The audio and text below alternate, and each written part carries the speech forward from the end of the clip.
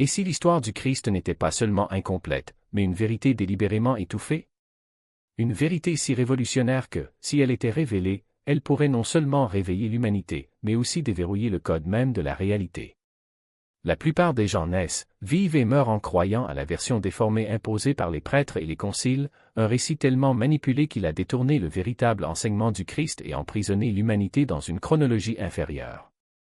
Mais en 1945, sur les sables brûlants de Nag Hammadi, une découverte change tout, des codex en cuir protégeant les écrits interdits des premiers chrétiens. Ces évangiles perdus présentent non seulement un Christ différent, mais ils mettent également à nu un projet caché de création, depuis des phrases qui enflamment l'étincelle divine jusqu'aux visions de 12 univers immenses, formant une carte oubliée pendant des siècles. Des textes qui ont osé parler du Christ d'une manière qui défiait l'orthodoxie, révélant des mystères réservés uniquement à quelques éveillés. Et le plus surprenant, il ne s'agissait pas d'inventions d'hérétiques, mais de récits authentiques des premiers chrétiens, de mystiques gnostiques et de visionnaires qui voyaient le Christ sous un jour complètement nouveau. Pourquoi ont-ils été cachés? Pourquoi ont-ils été qualifiés d'hérésie? Et pourquoi, encore aujourd'hui, si peu osent faire face à ce qu'ils révèlent? Car entre ces pages fragiles se cache un Christ radicalement différent. Non pas un Christ à adorer à distance, mais un Christ à expérimenter, une présence à éveiller en soi. Un Christ de lumière intérieure et de libération de la prison des images sacrées. Au cours de cette plongée, nous découvrirons la vision révolutionnaire de l'Évangile de Thomas, les révélations bouleversantes de l'Évangile de Philippe et la grande cosmologie du livre secret de Jean. Nous explorerons également les écrits les plus énigmatiques de tous, ceux qui parlent de 12 univers et d'une carte oubliée de l'existence elle-même. Mais la question qui compte vraiment est la suivante: que signifie redécouvrir tout cela pour vous et pour la réalité dans laquelle vous vivez actuellement? Se préparer. Ce que vous êtes sur le point de savoir ne transformera pas seulement votre vision du Christ. Cela peut complètement changer votre perception du fonctionnement réel de l'univers et de la création. Pour comprendre les textes de Nag Hammadi, il faut retourner dans les ombres de l'histoire. À une époque où le christianisme n'était pas une voie unique, mais un cœur de point de vue contradictoire. Les premiers siècles après la vie du Christ furent tout sauf unifiés. Il n'y avait pas de Bible telle que nous la connaissons aujourd'hui. Au contraire, d'innombrables écrits circulaient entre les communautés, évangiles, révélations, lettres et enseignements mystiques. Parmi eux, se distinguaient les gnostiques, qui voyaient le Christ non seulement comme un sauveur ou un enseignant, mais aussi comme un révélateur cosmique, envoyé pour libérer l'humanité des forces de l'illusion. Ils se qualifiaient de « connaisseurs » et non de simples croyants. Pour eux, la foi n'était pas une obéissance aveugle, mais un éveil de la mémoire. Ils enseignaient qu'en chacun se trouve une étincelle divine, un fragment de la source éternelle, temporairement emprisonné dans les courants de la matière. Et le Christ, selon lui, n'est pas venu seulement pour se sacrifier, mais pour vous réveiller, vous rappeler qui vous êtes réellement et vous guider pour échapper à cette illusion que nous appelons réalité. Mais cette vision était dangereuse. Dangereux pour ceux qui recherchent le contrôle, dangereux pour l'Église émergente qui a consolidé le pouvoir par la hiérarchie, les dogmes et la peur. Au IVe siècle, la bataille est décidée. Lors des conciles de Nicée et au-delà, certains évangiles furent canonisés comme vérité, tandis que d'autres furent condamnés comme hérésie. Les écrits qui parlaient d'éveil intérieur, de souveraineté divine, d'un Christ qui révélait la lumière en chaque personne, furent traqués et détruits. Cependant, la vérité, aussi réprimée soit-elle, trouve toujours un moyen de survivre. À Nag Hammadi, ces textes interdits ont miraculeusement perduré. Cachés par les moines, peut-être pour les protéger de la destruction, elles sont restées silencieuses, telles des graines enfouies, pendant des siècles. Jusqu'à ce qu'ils soient découverts en 1945 par un paysan qui creusait à la recherche d'engrais.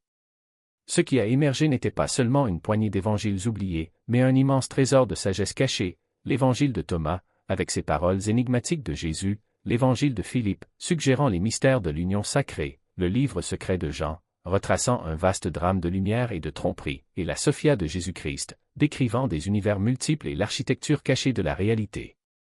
Philosophiquement, ces textes brisent les structures que la plupart considèrent comme des vérités absolues. Ils proposent que le salut n'est pas quelque chose accordé de l'extérieur, mais éveillé de l'intérieur. Comme le déclare avec audace l'évangile de Marie-Madeleine, le Fils de l'homme est en vous. Suivez-le. Ils remettent en question l'idée d'un Dieu en colère qui exige la soumission, révélant à la place un créateur aveugle, le démiurge, qui piège les âmes dans l'ignorance. Il parle d'éon, d'émanation de lumière divine, et de Sophia, la sagesse elle-même, qui a trébuché dans sa création mais est devenue la clé de la rédemption humaine. Et le projet qu'il révèle est stupéfiant, le monde n'est pas ce qu'il semble être. La réalité est stratifiée, symbolique et multidimensionnelle. Pour les gnostiques, le Christ n'était pas seulement un sauveur, mais un révélateur de cette architecture cachée de l'existence, un guide pointant vers la source éternelle au-delà des illusions du temps et de la matière. Commençons par l'évangile de Thomas. Contrairement aux 4 évangiles du Nouveau Testament, Thomas ne contient pas de récit sur la naissance, la mort ou la résurrection de Jésus. Il s'agit plutôt d'un recueil de 114 dictons, énigmes mystiques, paraboles et clés de l'éveil intérieur. L'un des passages les plus célèbres déclare « Le royaume est en vous et à l'extérieur. Lorsque vous vous connaîtrez, alors vous serez connus et vous saurez que vous êtes les enfants du Père vivant. » Réfléchissez à cela. Le royaume n'est pas dans les temples, il n'est pas dans les rituels, il n'est pas dans l'attente de la fin des temps. Il est ici, maintenant, caché en vous. Le Christ n'a pas promis un paradis lointain, mais a révélé une réalité présente que la plupart ne percevront jamais. C'est la première rupture radicale. Chez Thomas, le salut ne dépend pas de la croyance en une histoire, mais de la connaissance directe, la gnose. L'appel n'est pas « croyez-moi », mais « réveillez en vous ce que je vous montre ». Et dans le dialogue du Sauveur, la même voix résonne avec encore plus d'intensité, la lampe du corps, c'est l'esprit. Tant que ce qui est en vous est en ordre, vos corps seront illuminés. En d'autres termes, l'illumination commence par l'organisation de votre vie intérieure. C'est l'état de votre esprit, et non les rituels religieux, qui déterminent si vous marchez dans l'obscurité ou dans la lumière. Considérons maintenant l'évangile de Philippe. À première vue, il apparaît fragmenté, mi-sermon, mi-réflexion, mi-texte mystique. Mais entre ses fils se trouve un enseignement sur l'union sacrée. Il parle de la chambre nuptiale, un sacrement mystique où l'âme fragmentée devient entière, unie à son moi supérieur et au divin. Un passage frappant dit « La vérité n'est pas venue au monde nu, mais sous forme de type et d'image. » Autrement, le monde ne recevrait pas la vérité. La vérité est décrite comme voilée, cachée sous des symboles et des métaphores. Les sacrements, le baptême, l'Eucharistie, tout cela est l'ombre d'une réalité plus profonde. Philippe suggère que la rédemption ne consiste pas à répéter des gestes extérieurs, mais à reconnaître le sacré en soi. Le mariage spirituel n'est pas une cérémonie, mais un éveil. Et le Christ qu'il présente n'est pas un juge lointain, mais un miroir reflétant sa propre divinité. Enchaîné à l'illusion. Ce ne sont pas de simples émotions passagères, ce sont des prisons déformant la vision qui vous convainquent que le monde est solide alors qu'en réalité, ce n'est qu'un miroir embué. Et que se passe-t-il lorsque vous nettoyez ce miroir? Quand la colère se dissout en clarté et que la peur se transforme en confiance. Vous ne vous contentez pas de voir mieux, vous devenez ce que vous avez toujours été. Les textes de Nag Hammadi ne parlent pas d'une rédemption passive, mais d'une alchimie intérieure. Chaque mot est une invitation à transmuer le plomb de l'ignorance en or de la connaissance. L'évangile de Thomas dit « Le royaume du Père s'étend sur la terre et les hommes ne le voient pas, il ne s'agit pas d'une promesse lointaine, mais d'une réalité déjà là, cachée sous des couches de distraction et de dogmes. Il ne s'agit pas de trouver le divin, mais de le reconnaître, car il ne disparaît jamais. Et que se passe-t-il lorsque vous le reconnaissez? Quand l'étincelle en vous s'enflamme et éclaire le chemin. Les archontes, ces puissances qui gouvernent le monde matériel, perdent leur domination. Ils se nourrissent de votre doute, de votre soumission, de votre conviction que vous êtes petit. Mais quand on se réveille, quand on comprend que ce qui est de Dieu est comme Dieu, comme le dit l'évangile de Philippe, il tremble. Parce qu'une âme qui connaît sa vraie nature est indomptable. Cela explique la peur de l'orthodoxie. Une église qui dépend d'intermédiaires prêtres, sacrements, hiérarchie ne peut pas tolérer un message qui dit « Vous n'avez besoin de personne pour vous sauver. Vous êtes déjà libre. » Les textes gnostiques ne nient pas l'importance du Christ, ils le radicalisent. Ce n'est pas un sauveur qui fait le travail à votre place, mais un enseignant qui vous enseigne comment vous sauver vous-même. Lève-toi du sommeil de l'ignorance, crie l'évangile de la vérité. Rappelez-vous qui vous êtes. Et voici le paradoxe, plus vous vous rapprochez de ce souvenir, plus le monde qui vous entoure semble changer. Non pas parce que la réalité change, mais parce que votre perception s'élargit. Les 12 univers décrits dans la Sophie de Jésus-Christ ne sont pas seulement des métaphores cosmiques, ce sont des étapes de votre propre conscience. Chacun d'eux est une couche d'illusion à transcender, un voile à déchirer. Et à mesure que vous avancez, vous découvrez que ce que vous appelez « soi » n'est qu'une ombre de ce que vous êtes réellement. Mais attention, cette voie n'est pas réservée aux faibles. Les textes gnostiques n'offrent pas de consolation bon marché. Ils demandent du courage. Courage de remettre en question, de douter des vérités imposées, d'affronter les archontes en vous ces schémas de peur, de culpabilité, de limitation qui vous disent que vous n'en êtes pas digne. Celui qui a des oreilles pour entendre, qu'il entende, répète Jésus dans l'Évangile de Thomas. Ce n'est pas une invitation à l'obéissance, mais à l'audace. À l'audace d'écouter au-delà des mots, de voir au-delà des apparences, de vivre au-delà des prisons. Et si vous l'osiez? Si, au lieu d'accepter le monde tel qu'il se présente, vous décidez de le voir tel qu'il est réellement, une scène d'ombre, un jeu de lumière et d'obscurité dont la seule issue est de s'éveiller, vous ne serez alors plus spectateur.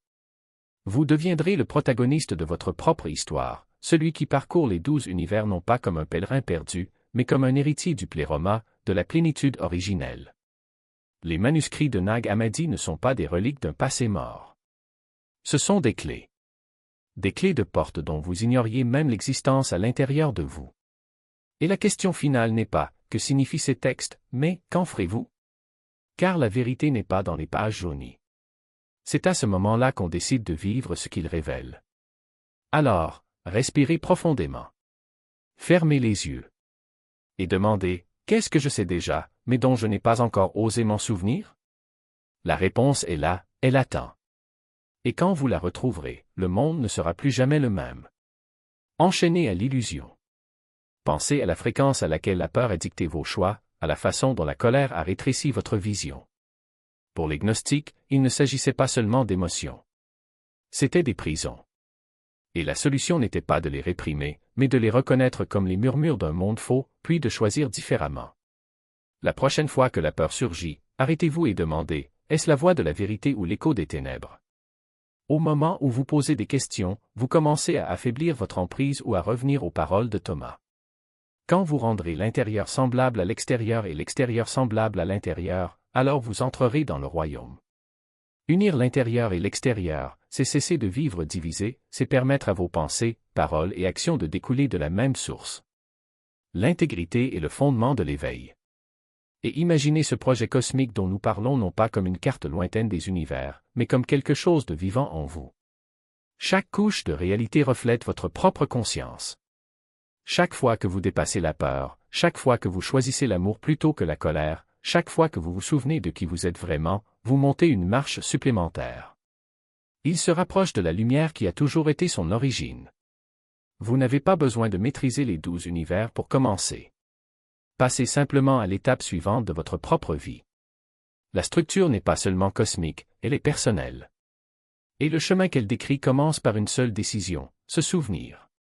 Que cela soit votre pratique, non pas pour accumuler davantage de croyances, pour ne pas attendre des promesses lointaines, mais pour vivre comme si l'étincelle divine habitait déjà en vous maintenant. Parce qu'elle vit. La transformation ne commence pas demain, ni dans un au-delà lointain, mais dès maintenant, au moment où vous lisez ces mots. Et si vous souhaitez approfondir ces mystères, j'ai préparé un e-book gratuit intitulé Escapando da Illusão, un guide gnostique pour maîtriser la réalité. Il développe ces enseignements anciens et vous montre comment les appliquer à votre propre existence. Le lien est dans la description. Les textes de Nag Hammadi révèlent un Christ très différent de celui consacré par l'orthodoxie, non pas un sauveur lointain à vénérer, mais un révélateur de connaissances cachées, non pas un dirigeant exigeant l'obéissance, mais un guide montrant l'étincelle divine en vous. L'Évangile de Thomas murmure que le royaume est déjà à l'intérieur. L'Évangile de Philippe enseigne que la vérité est cachée dans les images, attendant que ceux qui ont des yeux voient. Le livre secret de Jean démasque les faux pouvoirs qui ont façonné ce monde, et la Sophie de Jésus-Christ découvre quelque chose de presque inimaginable, une architecture cosmique de 12 univers, une carte oubliée de la réalité. Pourquoi cette connaissance a-t-elle été enterrée? Parce que cela vous rend souverain. Parce qu'il vous rappelle que le salut n'est pas accordé par les dirigeants, les prêtres ou les empires, il se réveille lorsque vous vous souvenez de qui vous êtes. Et maintenant, après des siècles de silence, le projet est entre vos mains. La vraie question est, qu'allez-vous en faire? Le traiterez-vous comme une histoire, comme n'importe quel autre texte? Ou cela vous permettra-t-il de transformer votre façon de vivre, de respirer et de voir le monde? Resterez-vous dans les illusions de ce monde ou suivrez-vous la carte que le Christ a laissée à ceux qui veulent s'éveiller? La plupart n'oseront jamais poser ces questions. Mais les chercheurs comme vous ne constituent pas la majorité. Vous êtes ici, vous écoutez, vous vous souvenez et c'est ainsi que commence chaque éveil. Si ces mots ont touché quelque chose en vous, si vous avez ressenti une lueur de reconnaissance, partagez vos réflexions dans les commentaires. Et n'oubliez pas d'aimer et de vous abonner à Nostiguer pour que nous puissions continuer ce voyage ensemble. Car les textes de Nag Hammadi ne sont pas que des reliques anciennes. Ce sont des clés vivantes. Et peut-être qu'un jour vous constaterez par vous-même que la lumière que vous avez toujours recherchée a toujours été en vous.